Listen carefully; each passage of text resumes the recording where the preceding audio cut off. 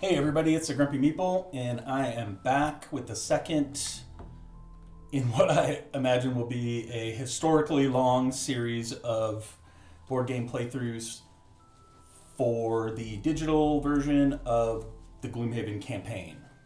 So, without any more ado, let's get into it.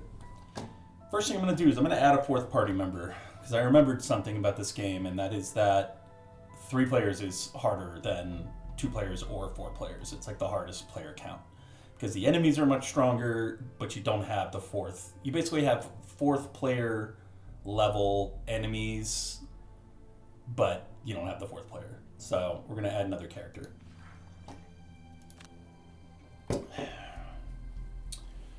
And it's going to be... See, like, this digital version, it just opens up so many options that I would never have tried in the physical game because of the amount of kind of maintenance it would require. Like, you could... I'm pretty sure that in this game, you can change characters, like, mission to mission. And I would never do that in the physical game, but I would definitely do it here. I don't think I want to go with a Mind Thief. I think I'm going to go with either a Cragheart or a Scoundrel. I was playing a Scoundrel for a long time in the physical board game, and they're quite powerful. But the Cragheart is a little more balanced. So I think I'm going to go with the Cragheart. Craghearts are Savas who are exiled for being incapable of mastering an element. Their core is shattered to mark them for life. That's this big gaping hole in his chest. They have a wide range of abilities and reasonable health, meaning they can be used in a defensive melee role as a ranged damage dealer or even a healer in a pinch. Prioritize using earth mana to get the most out of their abilities. What the hell is earth mana? I think they mean just prioritize consuming earth, basically, the element. So I don't believe he has an ability called earth mana. Alright, strengths. High health plus reasonable healing, decent melee and ranged options, lots of damage abilities to avoid shield and disadvantage. This is particularly useful, especially shield, bosses and such. It can be hard to even break through their defenses. Weaknesses, they're kind of, jack of all trades, and they're obstacle specific, and hard to read their facial expressions. That's funny. Okay. What are we going to name this guy? I'm just going to name him Rock Good. Yes, I know how to spell the word rock. Just for flavor, you see. Let's see, what are we going to do here? Goliath Topper or Lawbringer? Lawbringer, kill 20 bandits or cultists. A lot of bandits and cultists, especially in the early part of the game. I don't know what this is, but it looks awesome. Awesomer than whatever that is. Goliath Topper, complete 4 boss scenarios. So this will happen just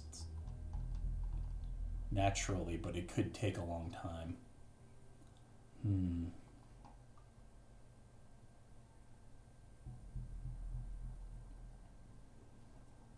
This is tricky.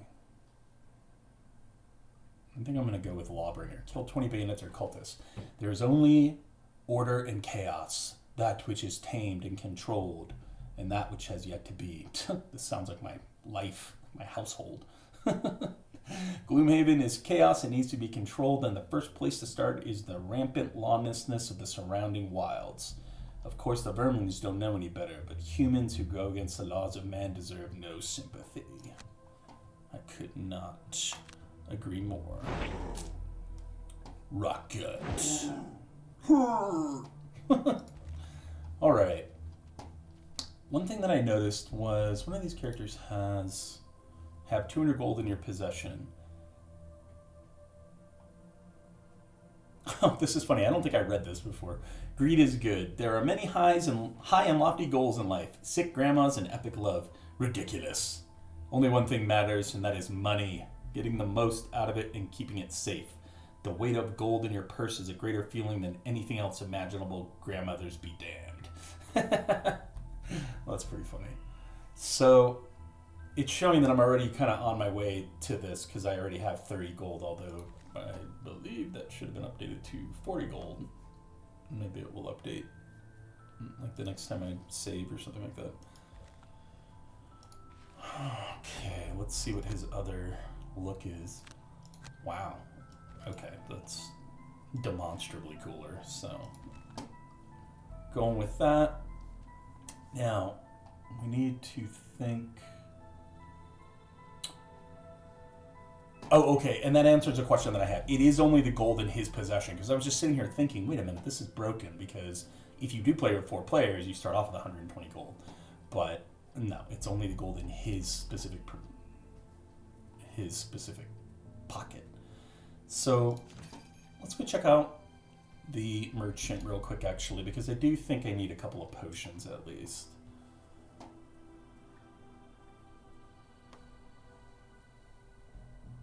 This seems wildly useful for her in particular because of the number of potions she has, or the number of abilities that she has, and her focus on like burning them. So she's gonna buy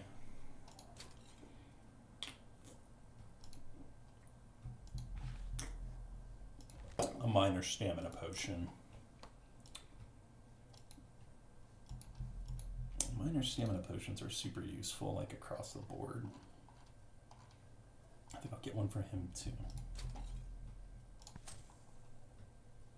And that's it.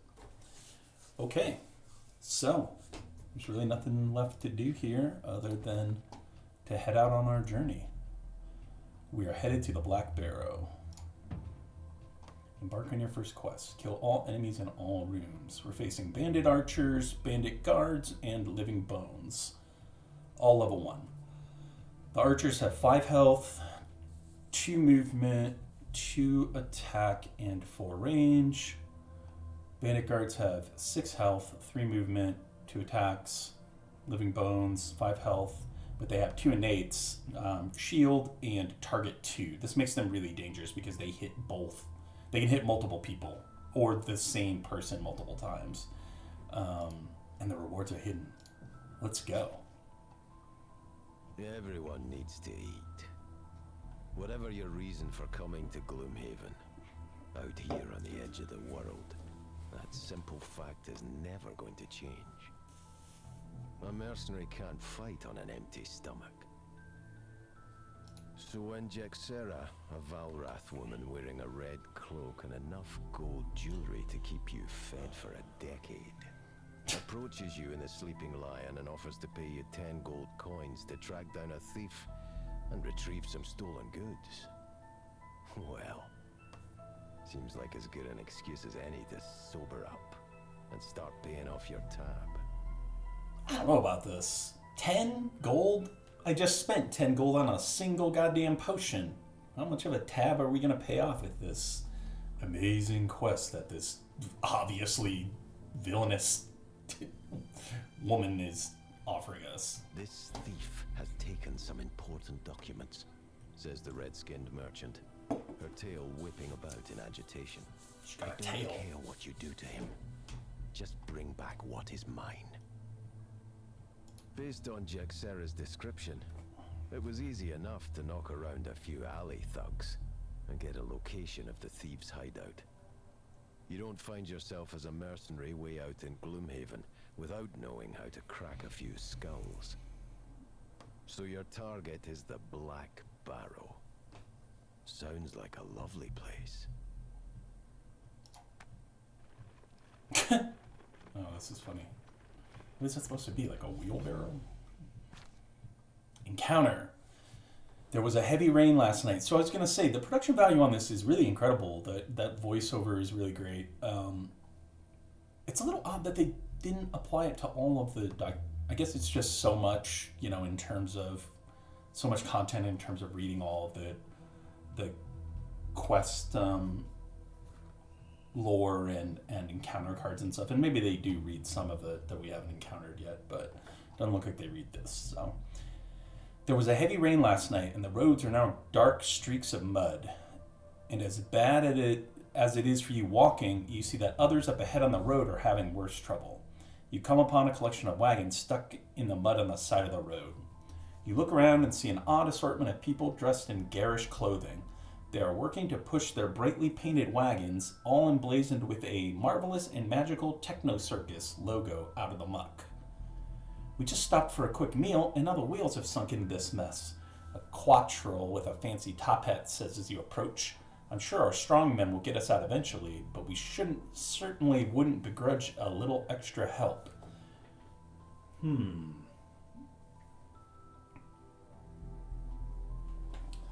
Okay, so either way, we're pushing somebody's wagon out. It's a question of, do we help the quattrel ringmaster or the fortune teller?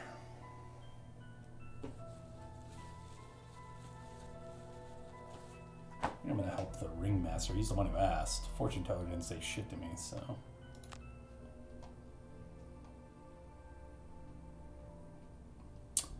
You put down some boards and then heave and push until the great wagon is out of the ditch and moving back on the road. The diminutive quattrel tips his hat.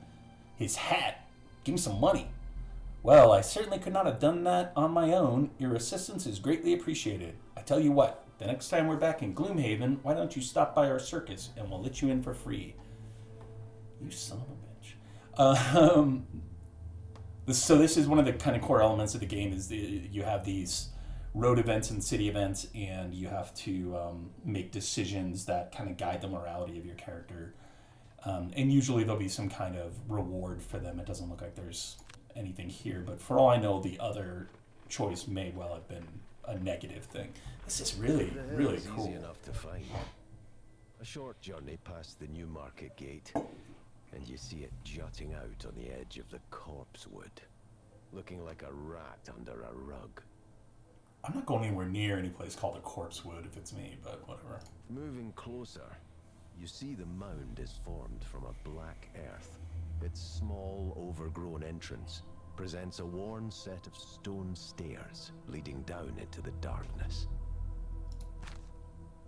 As you descend, you gratefully notice light emanating from below. Unfortunately, the light is accompanied by the unmistakable stench of death. You contemplate what kind of thieves would make their camp in such a horrid place as you reach the bottom of the steps. Here, you find your answer. A rough group of cutthroats who don't seem to have taken very kindly to your sudden appearance. One in the back matches the description of your quarry. Okay, you about to get fucked. Okay, so now it's teaching us about the battle goals. This is another thing in the board game. I would routinely forget to hand these out, and I'd have to do it halfway through the mission if I remembered at all. So I just really do think that there is incredible value to digitizing this. And I was messaging somebody in the comments about another game that jumps out to me that would benefit from this greatly would be something like Sword and Sorcery, if you've ever played that. That game is awesome. But the AI for the enemies, which is very robust, which is what makes it so cool, but it's really complex. And there's a ton of symbology in that game on the dice, and you're like doing math to figure out, like, I don't know, well, I hit him 3 times, but he has a defensive 2, but I have this ability that can pierce, and so I do X damage.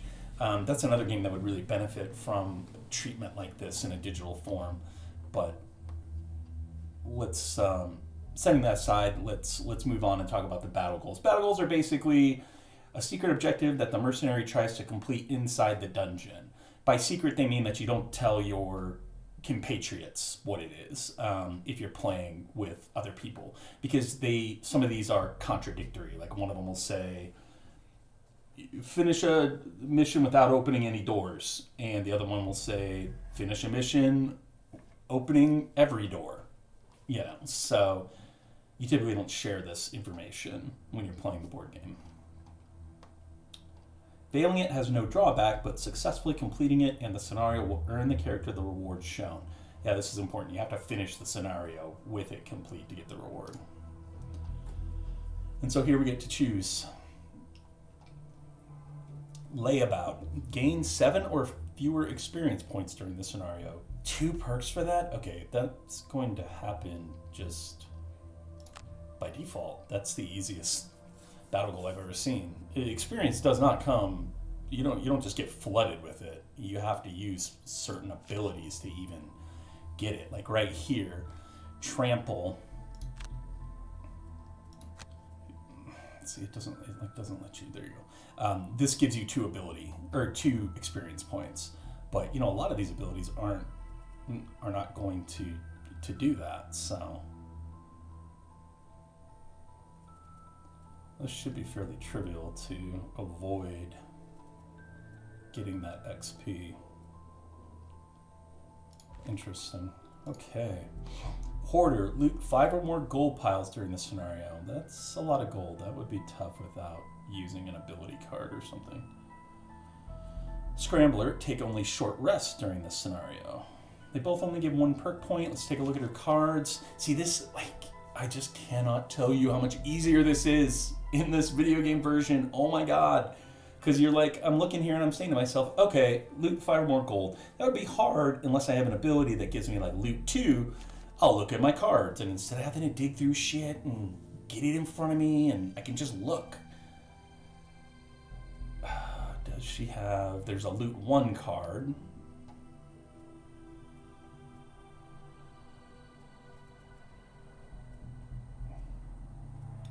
Even the loot 1 will help quite a bit if I can position people the right way and such.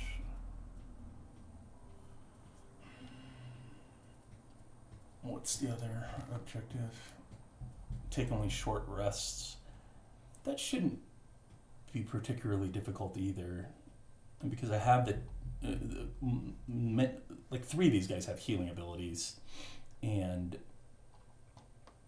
so I don't know that I will need to. I don't know though with the whatever her class is, I forget honestly. The Elementalist. She has to keep a hold of that one specific card that gets all of her other cards back to her. This one, Reviving Ether. So this makes short rests dangerous actually because she could lose that. But she can always just take the damage. I'm gonna go for the Hoarder. Alright, for Kaz, Die Hard. Never allow your current hit point value to drop below half your maximum hit point value. Or Purist, use no items during the scenario for 2 perk points. This is super easy, so I'm going to do that. And the perk points, the way that those work, I think that they're even... Yeah, so you earn perk points by completing battle goals, and every time you earn 3 of them, you can choose a perk to unlock. And perks will do various things. Like you can see, these perks make your attack modifier deck better. This will replace a -1 with a +1. This will just remove 2 -1s, -1s. This will just add a +1. And then some of them will they'll change the way your abilities work. Like this one will add 2 Pierce ×3, or Pierce 3 cards.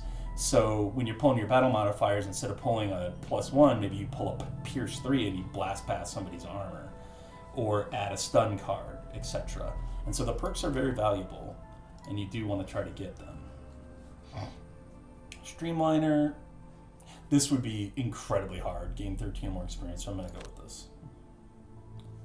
Now,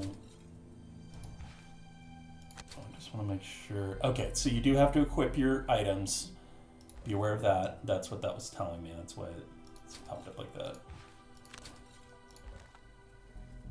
Other than that, we're good. This is so exciting.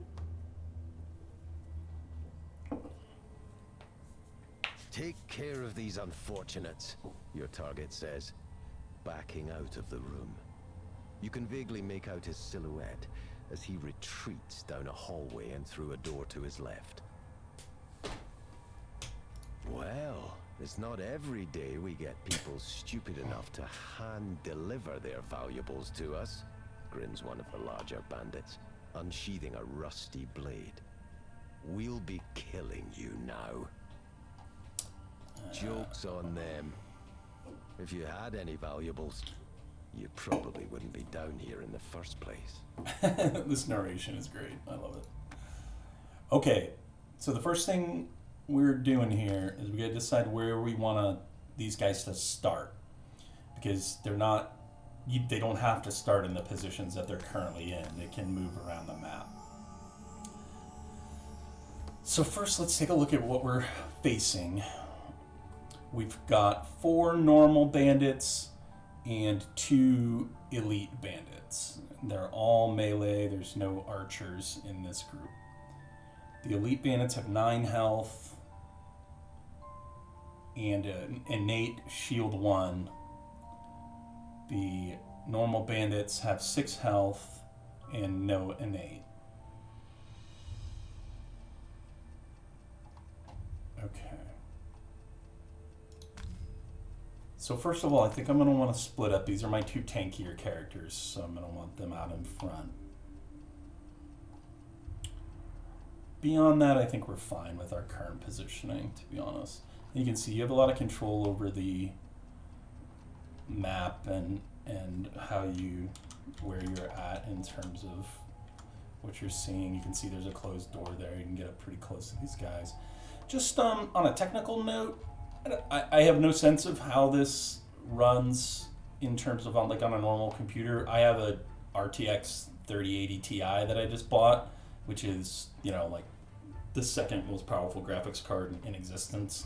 I did not want that card. It's the only card I could get. I stood in line at Best Buy for like 3 hours, and I didn't get there early enough. So by the time I did get to my part of the line, all they had left was RTX 3080 Ti's. And so I wasn't leaving with nothing. So I had to buy it. It is insanely powerful. It's 100 times more powerful than it needs to be to run freaking Gloomhaven.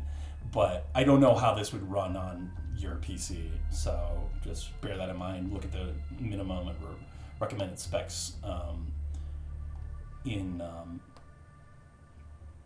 Steam if you're interested in trying it out. But it runs very well on this. The only thing I notice is some kind of screen tearing. I tried messing around with the VSync and it made the turn really slow, camera turn, so I'm just going to leave it for now. At any rate, okay, so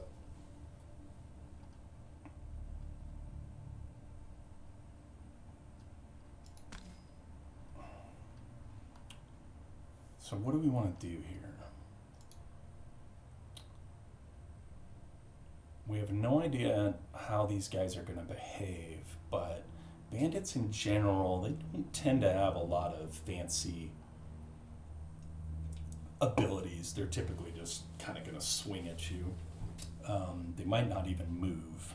So I think what I want to do is just charge forward, at least with the Cragheart, and try and wreck some of these guys, maybe with an AoE attack, or with the Brute. And then probably a similar strategy with the Cragheart. Or maybe a Retaliate, and bring them to me. So this game is very difficult, I'm going to say, like right off the bat.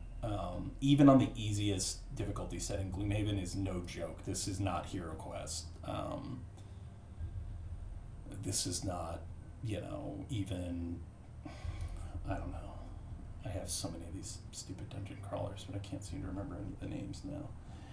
This is not Teenage Mutant Ninja Turtles City Fall, which is sitting right in front of me because I just got it yesterday. I'm going to unbox it for the channel next week.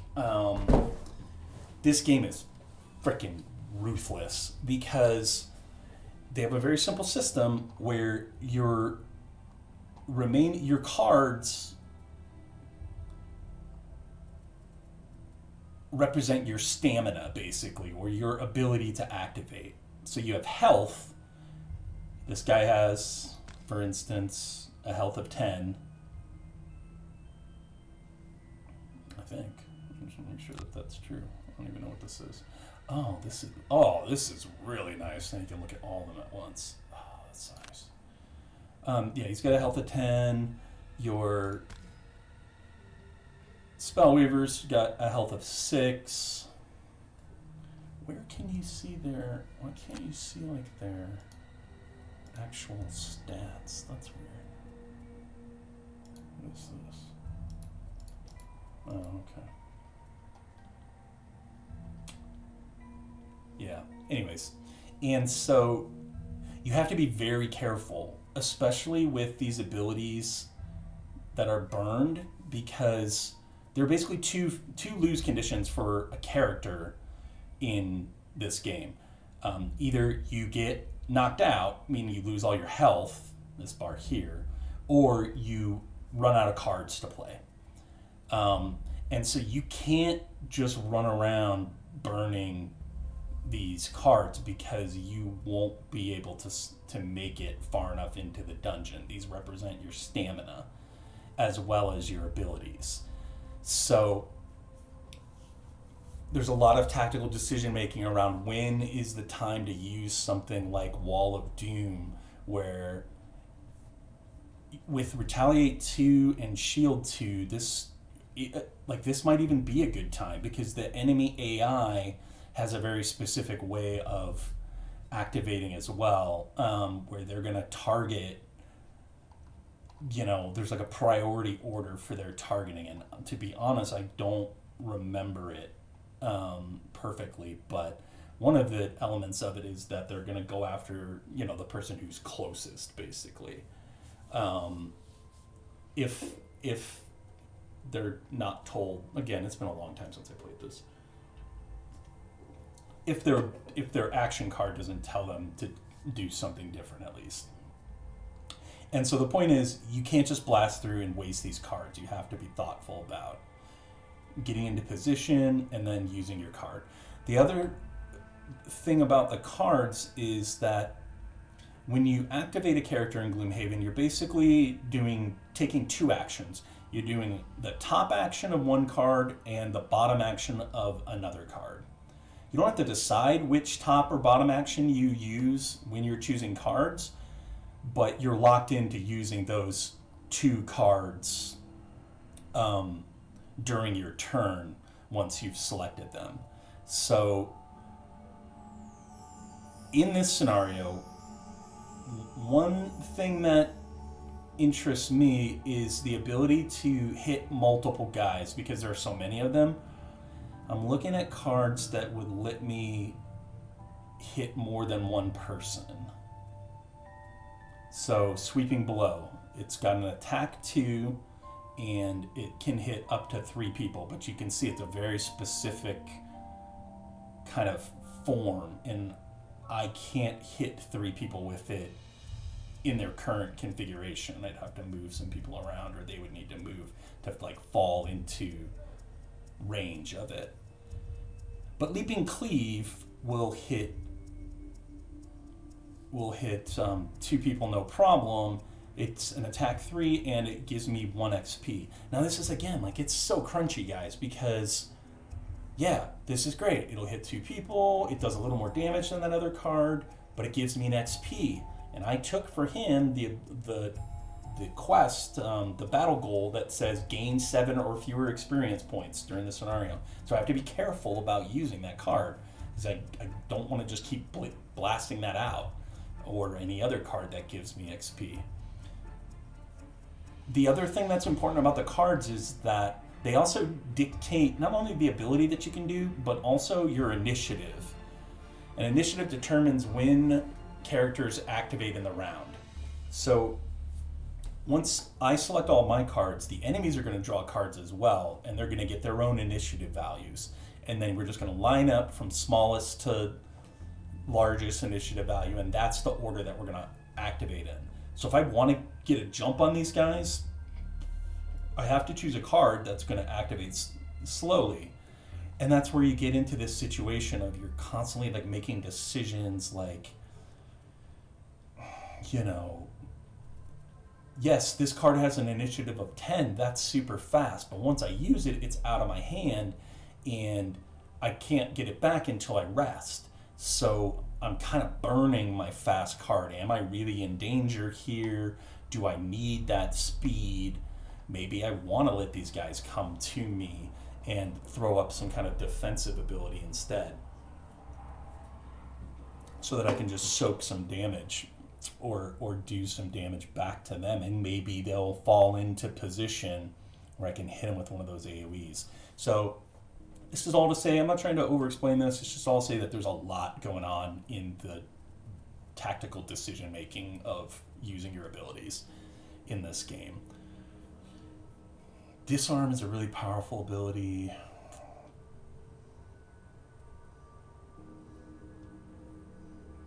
Shield oneself. It would be really nice if I do decide to bring them to me. These guys have 6 and 9 health respectively, so it's going to be a challenge to just straight up kill any of them.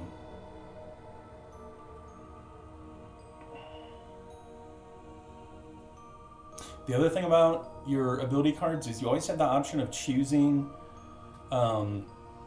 either a default attack or a default movement.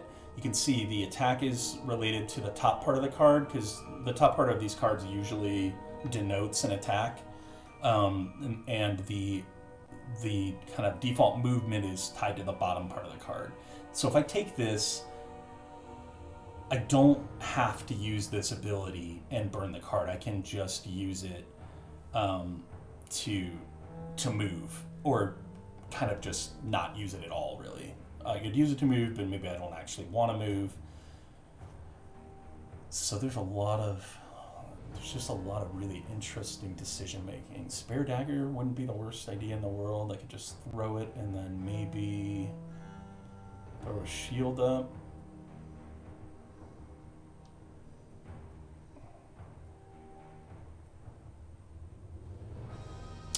Also, just so you know, the first ability that you select is going to denote your initiative. So if I choose Shield Bash, I'm going quick. Until you lock it in, you can always kind of remove it. But like maybe if I want to take Shield Bash and I want to take Spare Dagger, I can do that.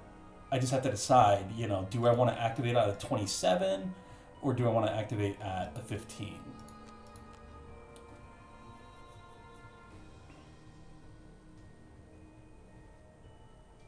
The other thing to bear in mind is that because you have a limited number of cards, you have a limited amount of time. This serves as a timer, essentially. So, I'm thinking right now, maybe I'll just hang back and let these guys come at me, but I gotta get going, It's not ideal to just, you can't just sit and wait for people to come to you and then heal up like you can in some other dungeon crawlers, maybe like Descent or something like that. There's this ticking time element.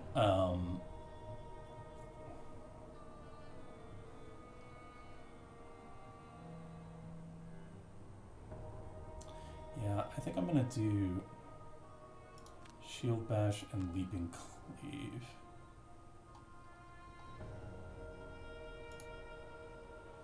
The Spellweaver. I have to decide, do I want to try and just crush one of these groups? Because I'm unlikely to be able to kind of wipe both of them out. Let's see what she's got. Mana Bolt, attack 2, range 3, pre-generic ranged attack. She can burn an element to add +1 attack and get a XP, or you've got the heal. She can burn this, attack 2, range 3, or she can burn it to soak all damage. That's incredible. Attack 2, range 3, or attack 2, target all adjacent enemies, immobilize. That's really powerful. Heal 4, range 4. Interesting. It only works on adjacent enemies, though. That's dangerous. Flame Strike, attack 3, range 2. Attack 2, range 2. So you will occasionally see an ability that has an attack value on the bottom, which is really nice. you can see here too, what you have here is your elements. Certain abilities will generate elements, and then certain abilities will cost them, essentially. So Fire Orbs is a good example. Attack 3, range 3, target 3, gain 1 for each enemy targeted, and it infuses fire.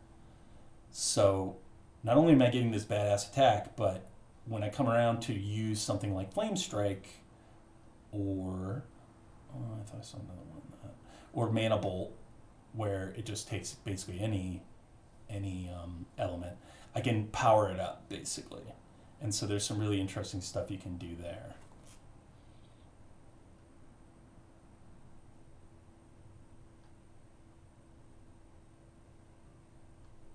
And I have to remember she has this ability to recover all burned cards. She also has the minor stamina potion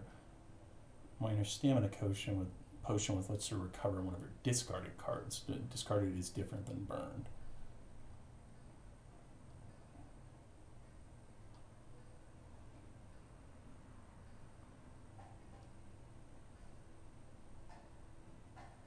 Move 8. Wow.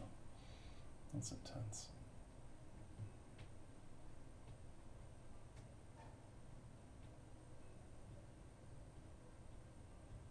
There's a range 2, so she's not going to be able to even hit anybody from her current position with those. It might not be the worst idea in the world to take the heal.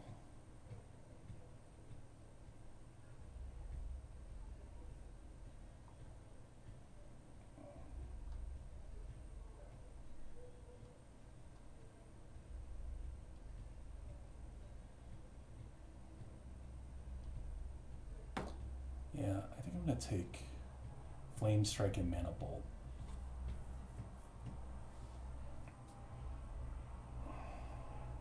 The problem is, these only have a range of 3. I could move her. I'm still not stuck here.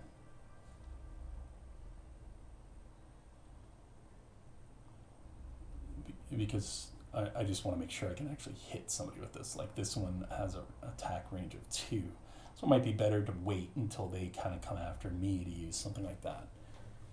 Except that to wait, I have to use one of these very, very powerful cards like Ride the Lightning, which I don't want to use because she needs the loot gold. Like there's so many kind of connected systems here. It's just really cool.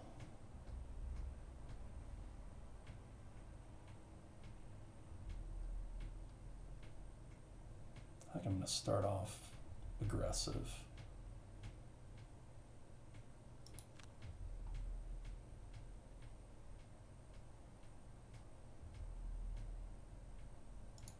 I go with Fire Orb Flame Strike. I want to do the Cragheart next because I need to make sure that he moves up a little bit and maybe does something to soak some damage. So you can see each class has a different number of cards that they're allowed to have, which means that his stamina is a lot higher than the Elementalists, which makes sense because he's a Cragheart. So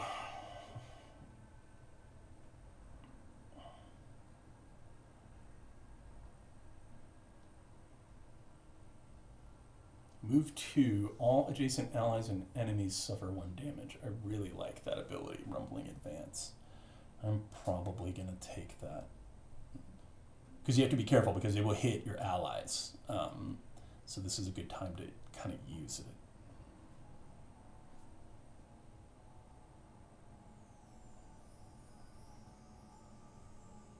And suffer means it'll get past their shields too.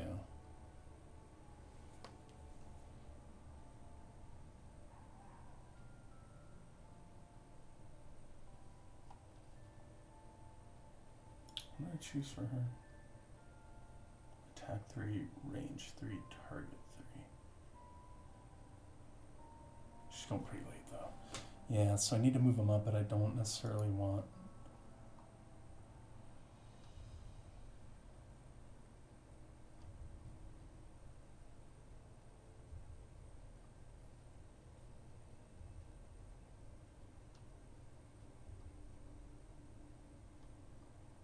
Kregart's got a lot of pretty decently powerful ranged attacks. Dirt Tornado is an awesome ability that I like never get to use. Attack 1, range 2. Muddle all allies and enemies in the target area. Muddle, a muddled character gains disadvantage on all its attacks. The muddle condition is removed at the end of the affected character's next turn. Muddle's pretty powerful too.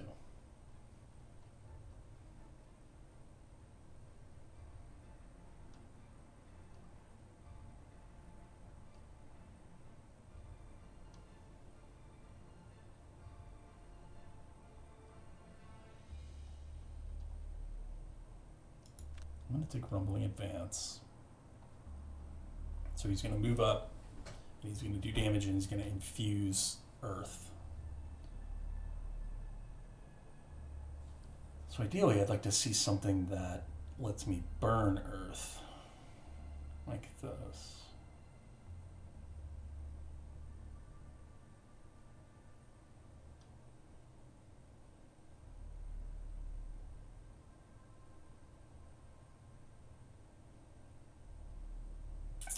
Avalanche would be nice, but it's I don't want to burn a card in the first room. Yeah, I think I'll go with Dirt Tornado. Okay.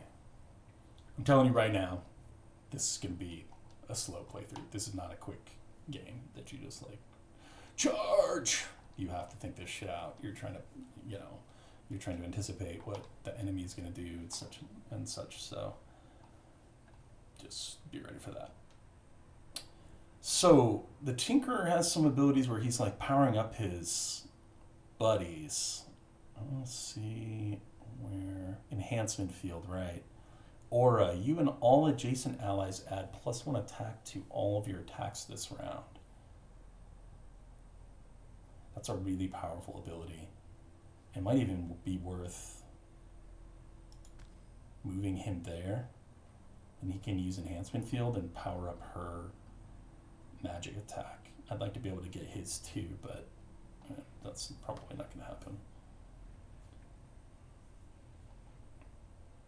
But I need for that to be effective, I need to activate before her, or it won't be in use when she attacks.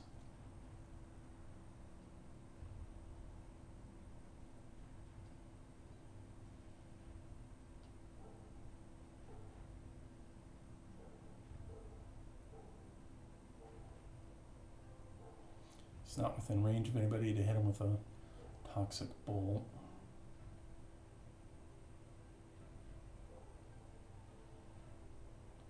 Oh, he's got the shield aura too, but I can't use them both in the same turn, obviously. Yeah, I think he's just gonna take like one of his generic heals. So we'll do restorative mix and enhancement field. Now the enemies pull their activation cards. Bandit Guard Elite, 9 health, 2 movement, 3 attack, no range.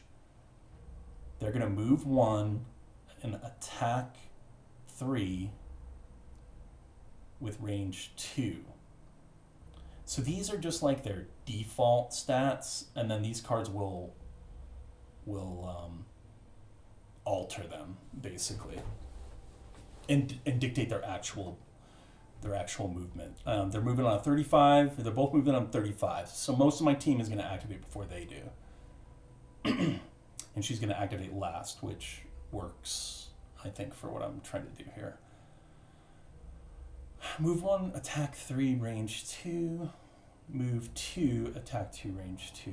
Okay, so that's interesting too, because they're using ranged attacks, which means that if I'm up close next to them, they're going to have to move, or they're going to be disadvantaged, and they might not be able to move given the setup here.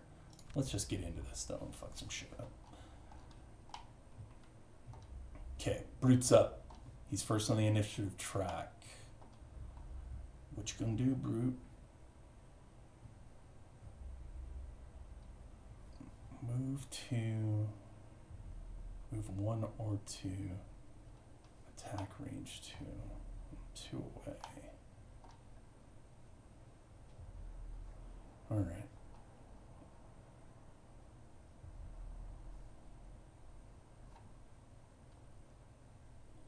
we're just going to get this started with a bang. He's going to move 2. Right there. And then he's going to use Leaping Cleave on these 2 suck-a-bitches.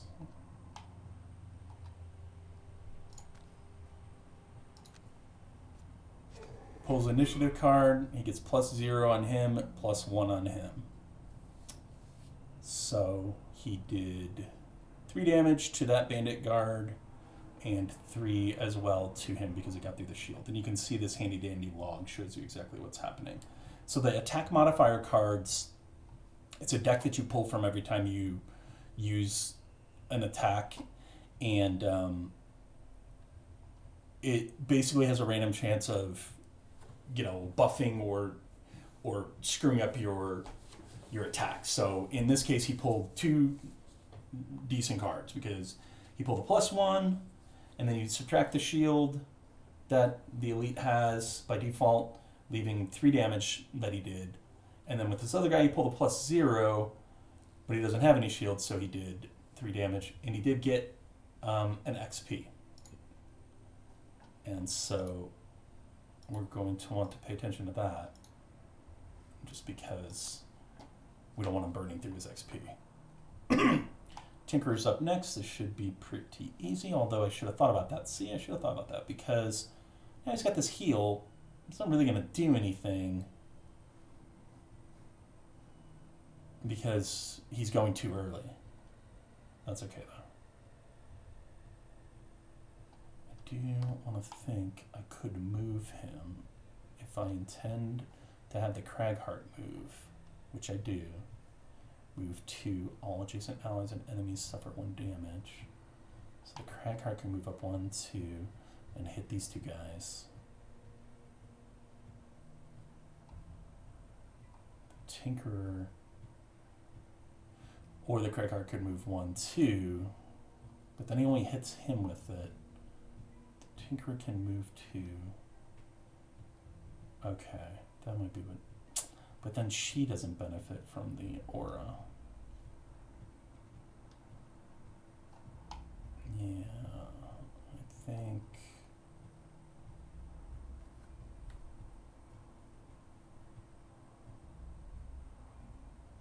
Then there's that element of you gotta get going. It's really hard to just sit. It's dangerous. He's gonna move there. Shite!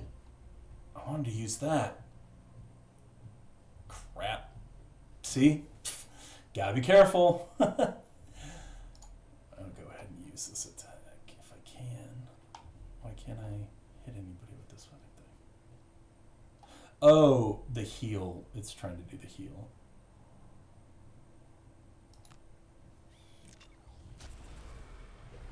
That's very cool. That's fine. Attack 3, range 3, not the worst thing that's ever happened. So the little bar here, you can see it's showing you, like, by default how much damage, how much health they'll have left after you blast them. I'm going to blast this guy. Pulled a +1, so I did 4 damage. Very nice.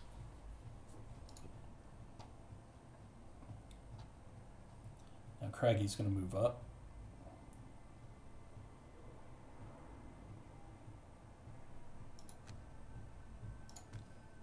He's using Rumbling Advance.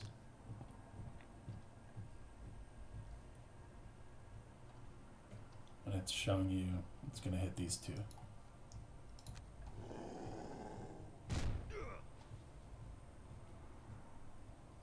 And you can see it went right through his shield.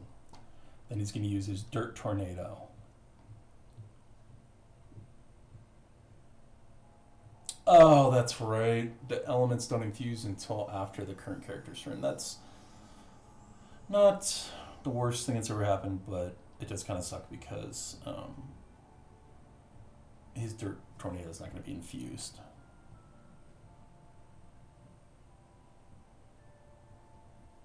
Really, I just have to decide which group I want to hit with it. And I think it's probably going to be that group, because he's all on his own over there.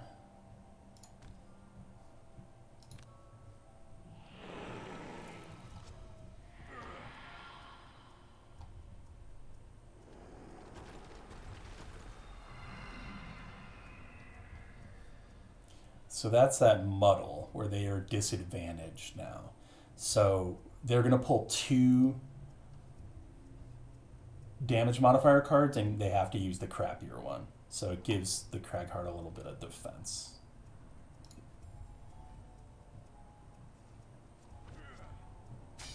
See, he moved because he would have been disadvantaged if he were standing right next to me.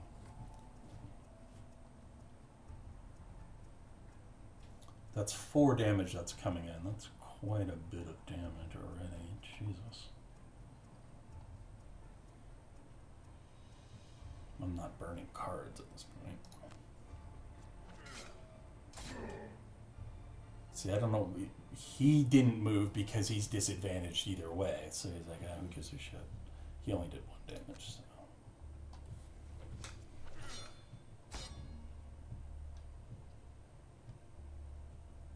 Craggy's going to take that 2 damage. Ooh. This is where it would be super helpful if I knew what their kind of AI was. I suppose I will need to go get the rule book at some point because he's down to 1 health now. I believe that this guy is going to attack. He's down to 1 health. He's going to survive this turn. I have tons of healing abilities. I'm not super worried about that. But the question is, what is this guy going to do? Because if he attacks the Cragheart, then he'll be in a position to kill him. But of course, I will still be in a position to soak it by burning a card.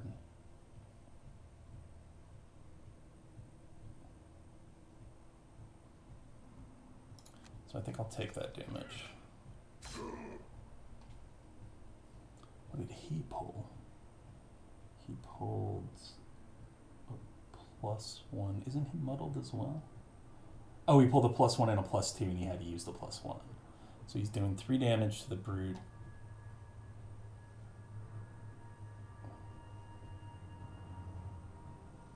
Three damage is not insignificant.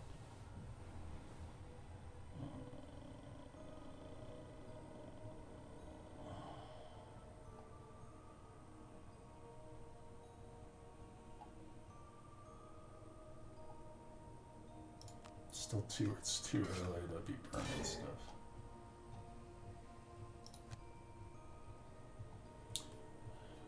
Spelly's up.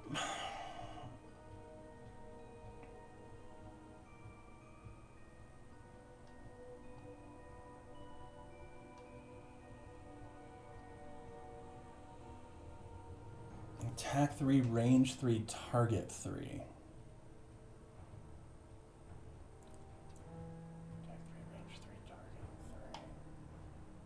So, I think it would be ideal to be able to kill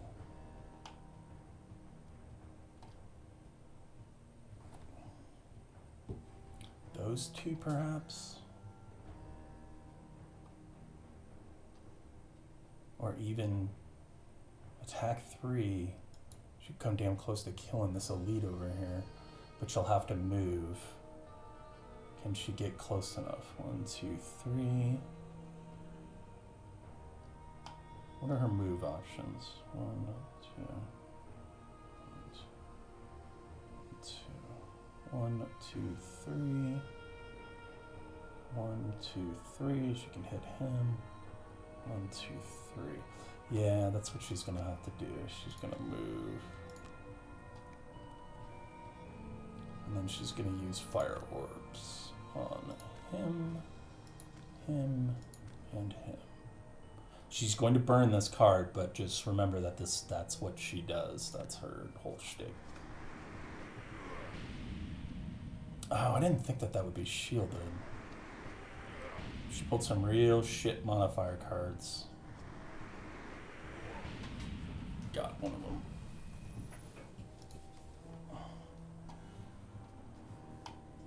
And that's it. That's how you play Gloomhaven, basically. Obviously, there's a lot more to it than that, but that's the broad strokes. So this turn, I'm probably going to want to move my party over to this side of the room and hope that these guys don't draw any movement or any attack so that they just kind of waste their turn while I obliterate the remaining guys over here.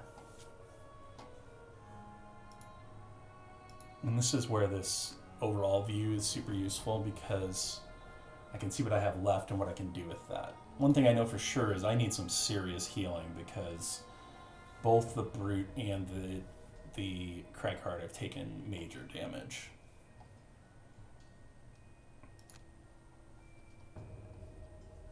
So with the Cragheart, I'm probably just going to move and then heal.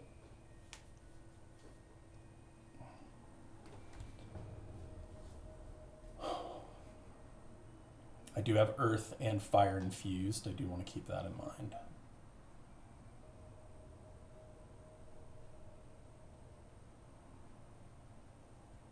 And I've already burned one card. Heal 2, range 3.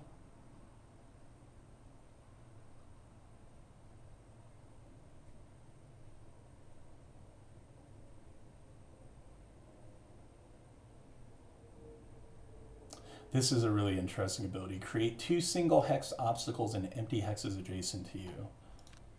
So what that means is he could basically drop boulders here and try to trap these guys. Or at least keep them from being able to reach anybody else. That might actually not be the worst idea ever.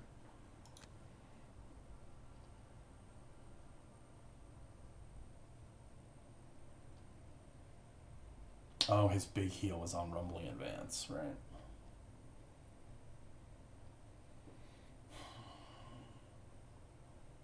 $38, that's relatively quick, but maybe not. This dude has to get this off to survive quick. Doesn't have a whole lot of options, though.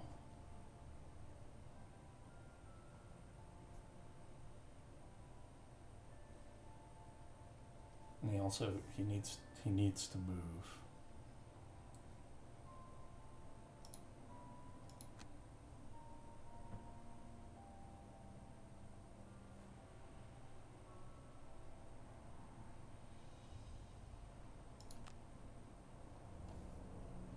Oh, this is so nice that you can select from here. I didn't even factor that in. That's how you do this if you're playing multiplayer. Energizing Tonic, heal 5, range 2. He does have to burn it, but he has a stamina potion. Heal 3, range 3.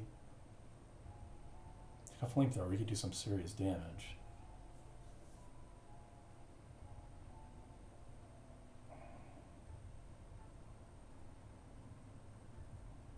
Heal 2, range 3. We can get off 2 heals. Fast, too. That might be the way to go with him.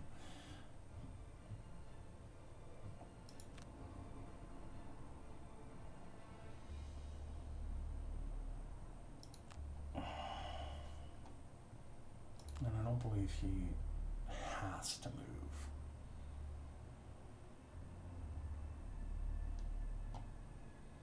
Boy, it would be nice to get him to move, though.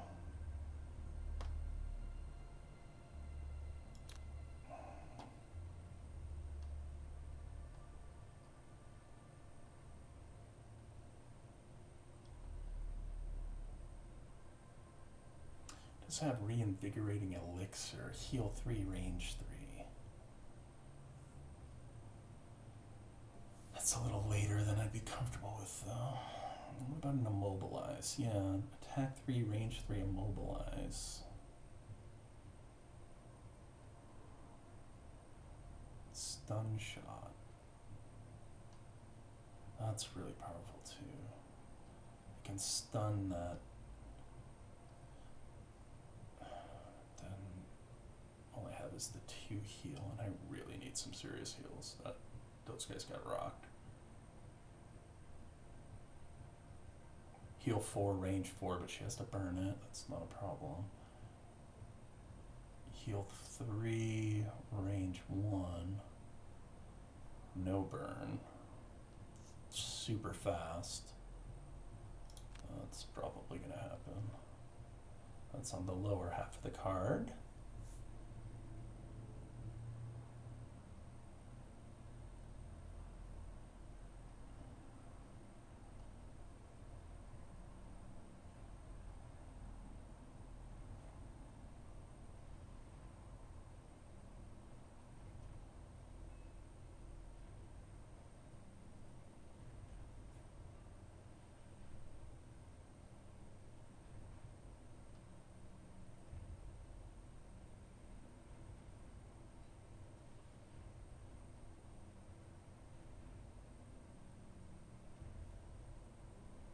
Attack 2, range 3.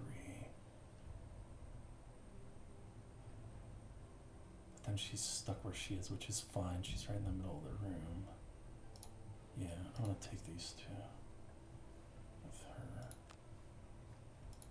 Take it, motherfucker. So right now the Spellweaver's going first with a nice little heal and an attack that's gonna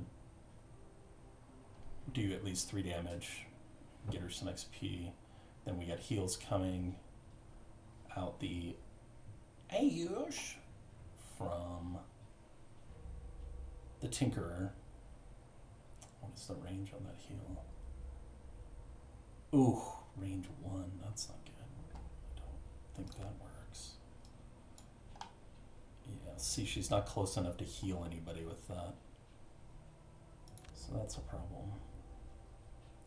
Oh, and here's where you can see their attack modifier deck. So everybody's attack modifier deck starts the same in terms of your hero classes, but as you gain perks, you will alter them, basically.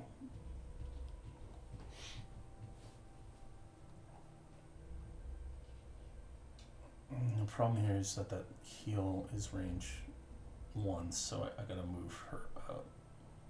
Or I could use Freezing Nova instead.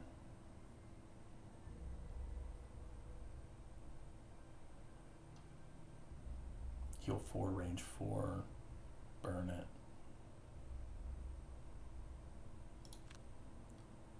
Yeah, I think I probably will do that.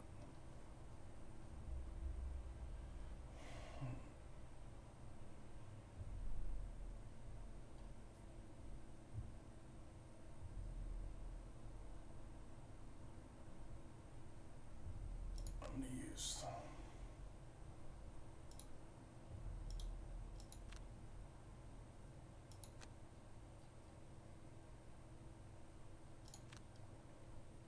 She's going on a 20 now. She got the range 3 on the attack. She got. Wait, that's not the one that I wanted to use. I'm going to use Freezing Nova.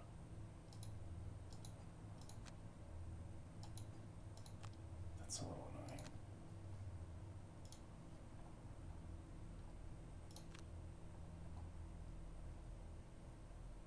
Yeah.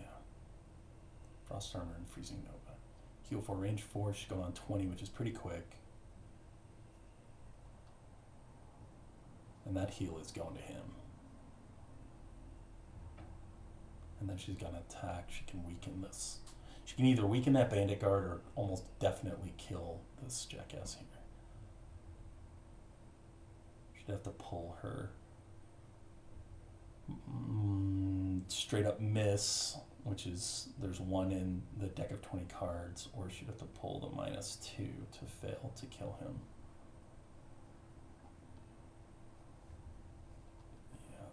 Sounds good. And then the Brute. And again, I don't know if anybody's going to really enjoy watching this. These videos are going to be insanely long. I'm going to have to break them up by room, I think, because this has got to already be 45 minutes long. And so people may not like watching it just because of the sheer length of it. It takes me a long time to make these decisions because that's what this game is about. If you just go blasting through rooms, you have no chance in hell of succeeding in this game. So, gotta Gotta think it through.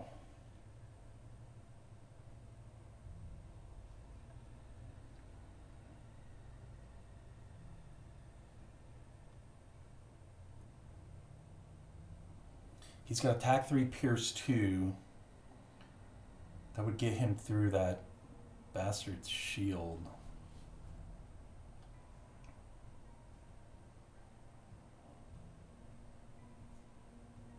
Provoking roar might be nice too.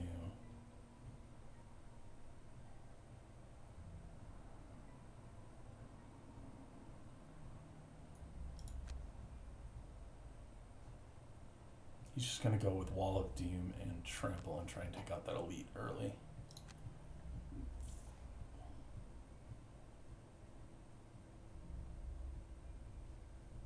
Why is that highlighted? Oh, it's just because I had her selected. Alright, let's see what happens. Oof! Fuck! Oh my god, they're all moving. They're all going first. But they're only they're not moving. They're only attacking adjacent.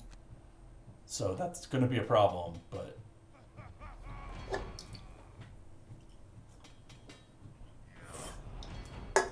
shit, and he's empowering himself.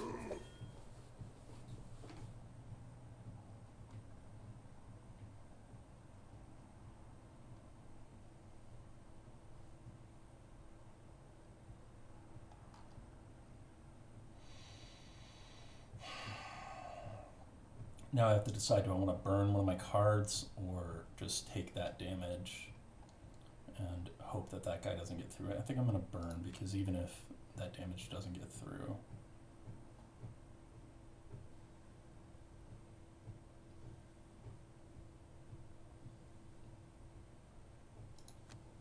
Grab and go is not essential. See, these guys are not moving, so they really can't do shit. He's gonna do nothing, but he's gonna hit. He's poisoned too now. God damn it. How the fuck did he get poisoned? I see it. He's gonna take that damage. Okay, Tinker's up.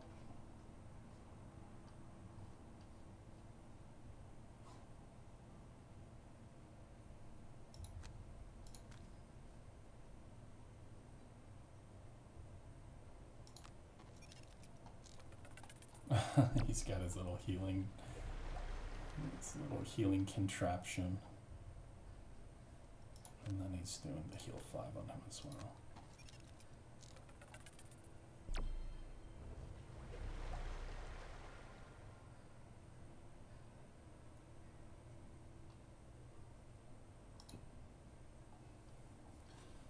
Spellweaver's up.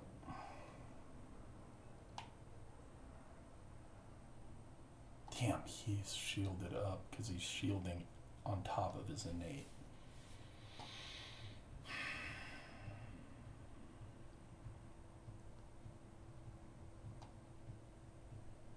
Attack 2, range 3. Does he have Pierce lined up?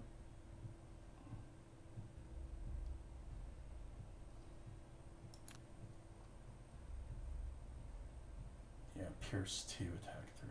Okay. So, she's gonna do her heal.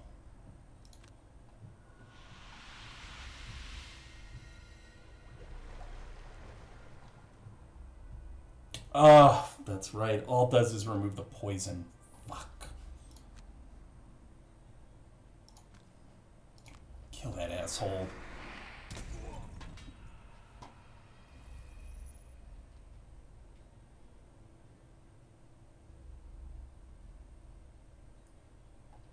You have to be very careful with the Spellweaver because she has a very limited number of cards. And again, once she's out, she has to rest. Once she's completely out, that's it.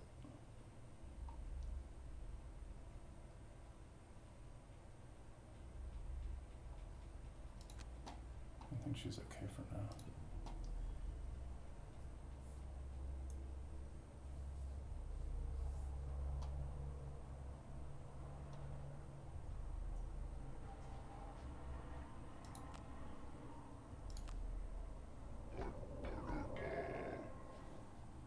He's buffing up so that he can take this elite out. Got him.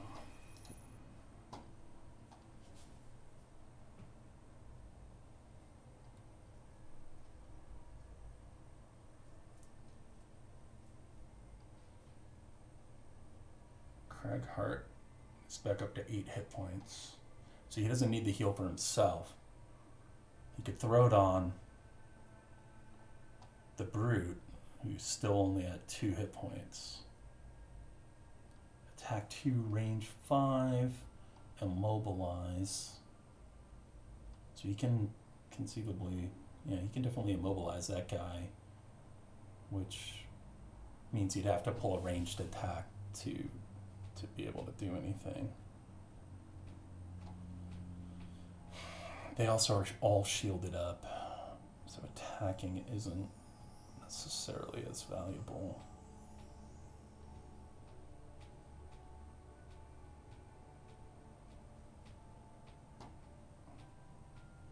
If he does do the heal, then he can't do the obstacles, which might be useful.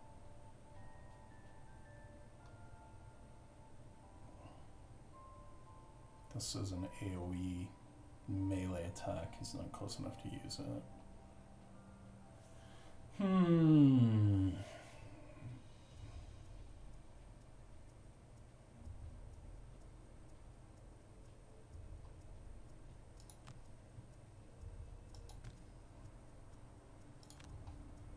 Trying to, again, get away from these guys. I'm taking a big risk with the Tinkerer, but I'm just hoping that he still has he's got a pretty fast ability. He's also got Net Shooter, so he can immobilize those motherfuckers and kind of take them out of the game.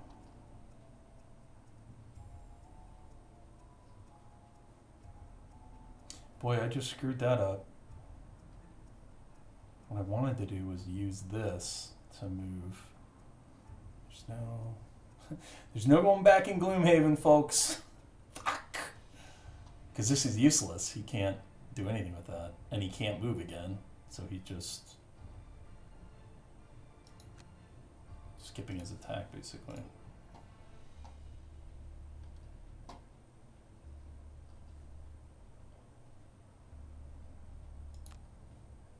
This guy is locked in by himself, so we need to fuck him up and get away from...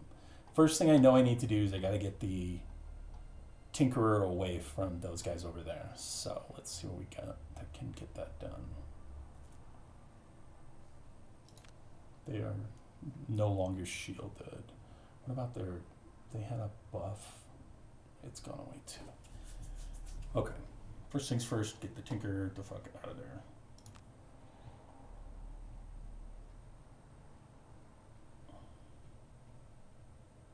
Move 4, that would get it done.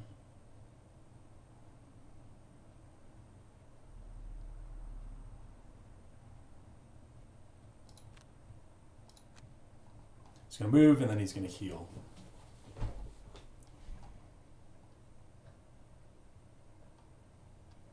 The Brute.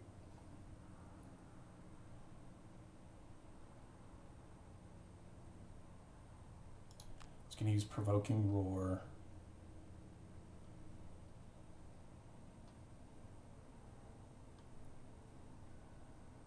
And he's doing that in case these guys, because these guys are far enough away that if they pull a ranged attack, they're not going to be able to hit him. Even if they have movement, I doubt that they would be able to get to him.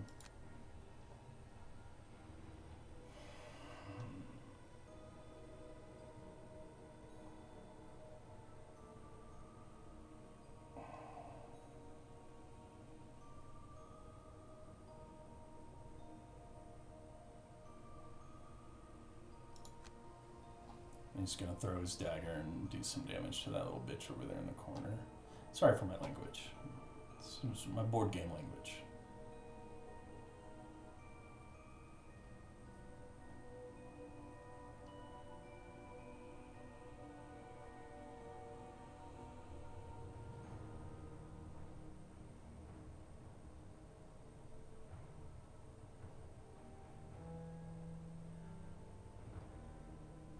Oh, she does still have heal 3, range 1.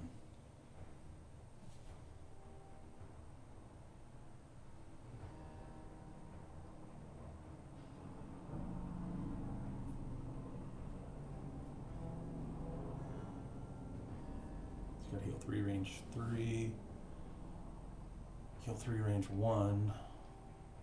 She could use her stamina potion.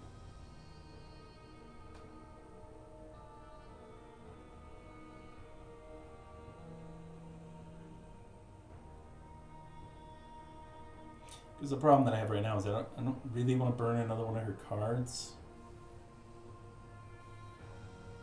She doesn't have a lot of ranged attacks that she can do. I could loot, but I'd rather wait on that. Yeah, I think I'm going to use my... Oh, during your turn. Okay, so she can't do that actually.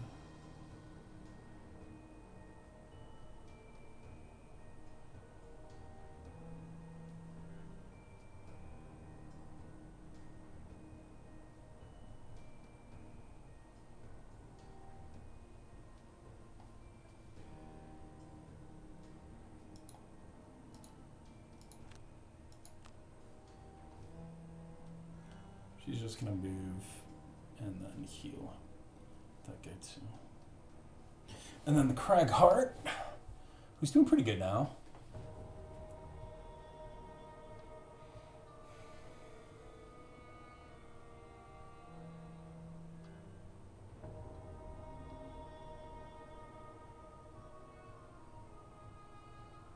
Attack 3, range 3.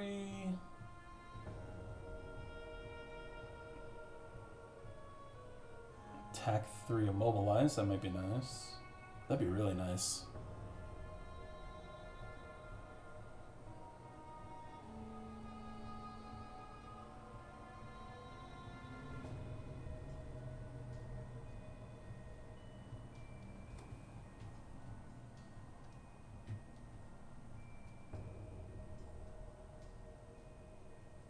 Attack 3, range 3.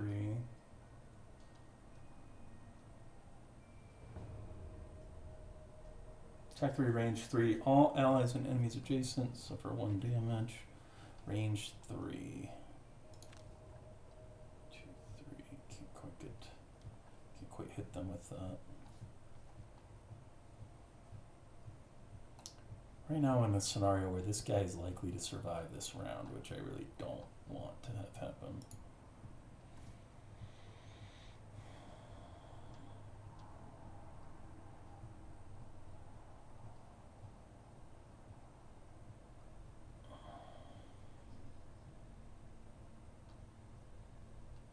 Attack 3, range 3, you can hit him with that.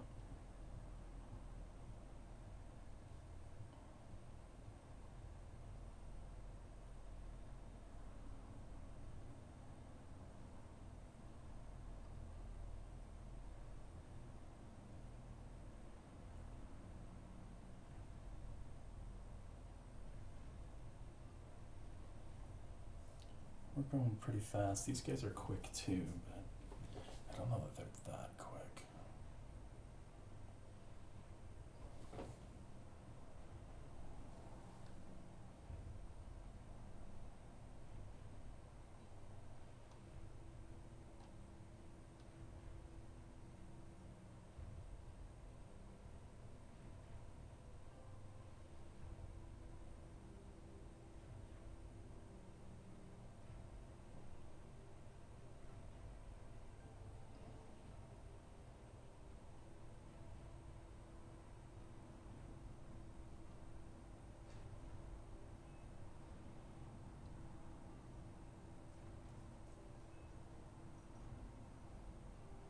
Massive Bowler will do damage to both of them. But again, the problem is I'm leaving this other guy alive.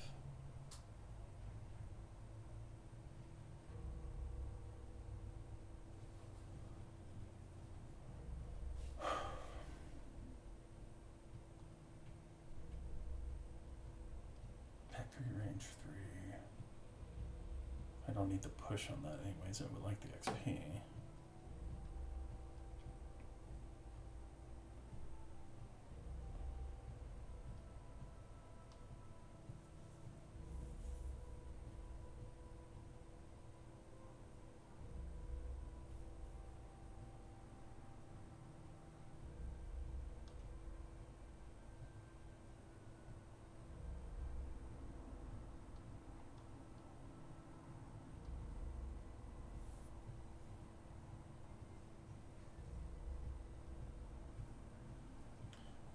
she casting? Oh, and we also have to remember, have 5 or more total cards in your hand and discard at the end of the scenario, so he can't be burning cards. She's just trying to loot. He's trying to not use his items. Gotta remember that. And he's trying to not gain a bunch of XP.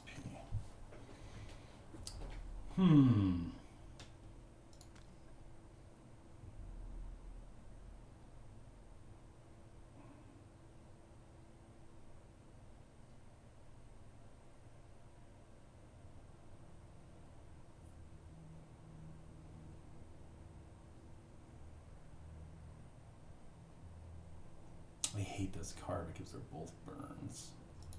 I think I'm gonna take that just for the movement, or maybe to get him into range. So we can maybe move him there.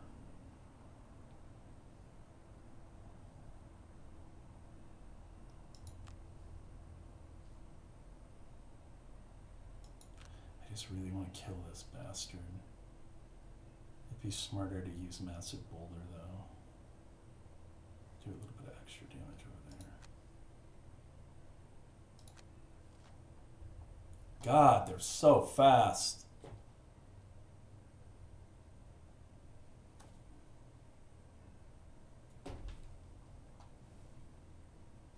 Shield 1, attack 3, so they're not moving again. They're doing the same thing basically.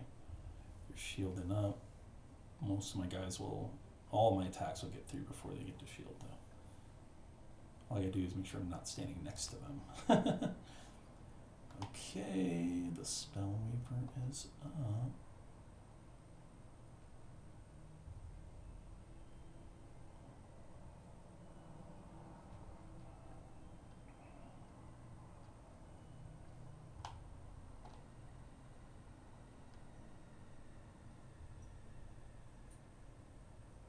Shit, if I use the move, I can't use the heal.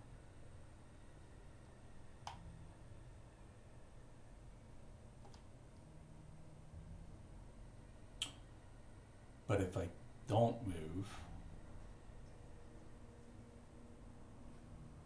then I can't heal him. Damn. See, it's a little less obvious here in the board game. It's clear that the attack is tied to the top and this is tied to the bottom, but I missed that. Attack 3, range 4. That's not really getting it done. He does still need some healing. And then she can just do her attack on the elite and hope to knock him down a little, I suppose. No, can't do that. Because the attack and the heal are the same card.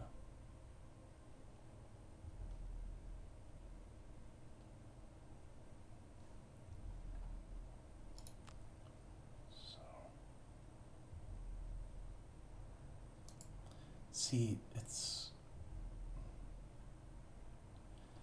I don't remember if, yeah, it counts it as that ability. That's too bad.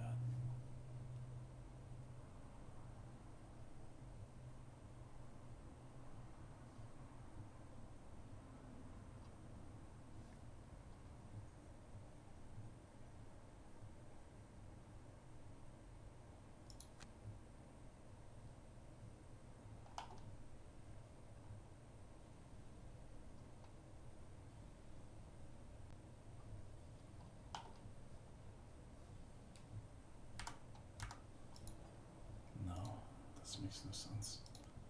What she needs to do is move and help take him out. That's her goal now. She'll be able to do a heal.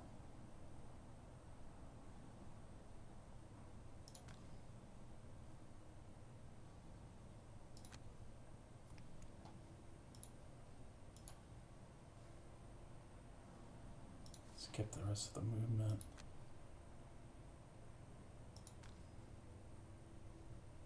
Consume that to do.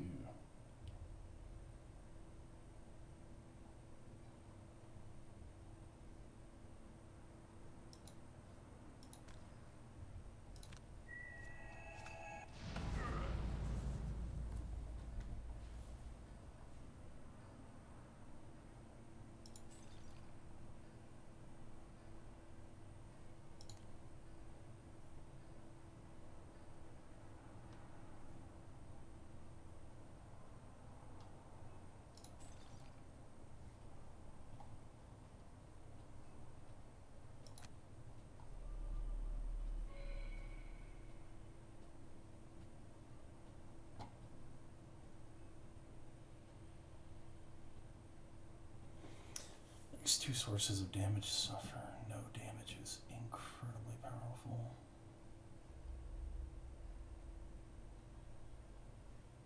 But really what she wants to be able to do is get that heal off next turn.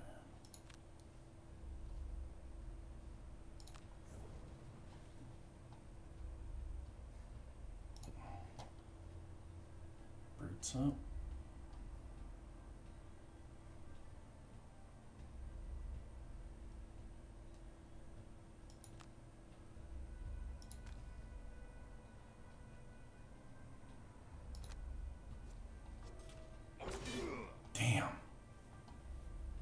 Pulled that shit modifier, and so he didn't get the kill off. This is totally wasted too because they're not attacking. That's okay though, I'll use it.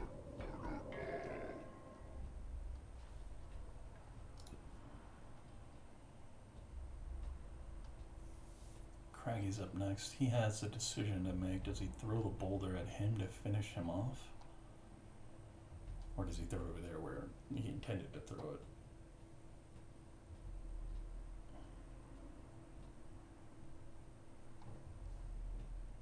What are they doing? Just shielding up. And attacking nobody because nobody's next to them. Okay. Not burning a card.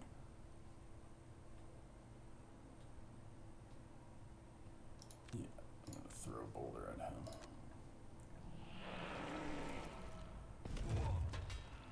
Got him.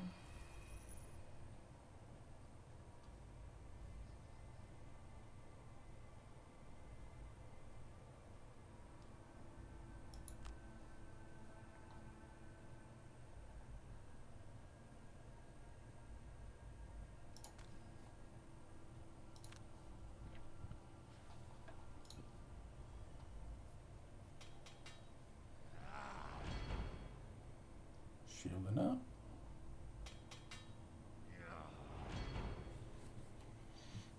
Tinks up. I don't even remember what the hell I was planning on doing with him. 1, 2, 3. Healing for sure.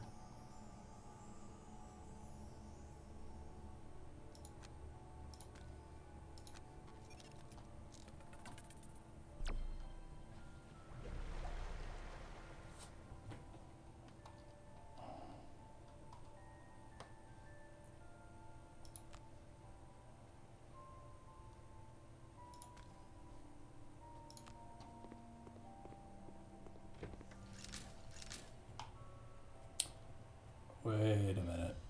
Oh, god damn it. I did not realize that the doors opened automatically because when I was playing the demo, you had to tell it to open the doors.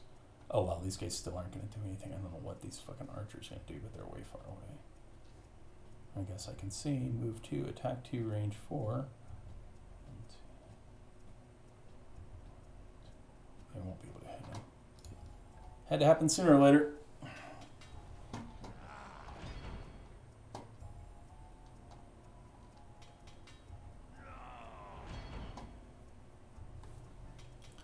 This is one of those things that you, as much as I kind of didn't want to open that door this turn, how the fuck, 1, He does not have the range for that. Range 5.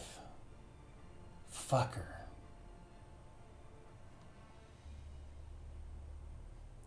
Make him take 2 damage. As much as I did not intend to do that, again, keeping moving is a key element of success in this game, so I'm not entirely unhappy that that happened. I'm probably just going to try to lure these guys into this other room, though, so that I don't have to take the archers on at the same time that I take them on. Which means I'm going to want to focus on these guys now. But I'm probably going to cut this video here, actually. And then, so we'll come around. This is round 4. The next video, we will cover round 4, and we'll see what happens. But as you can see, this game is really hard. Maybe I should have chosen to play it on easy. We'll see. If I start dying or get wiped out in this first dungeon, then I'll go back and set it to easy. But that's all I have for right now. I hope you enjoyed it, and I will talk to you later.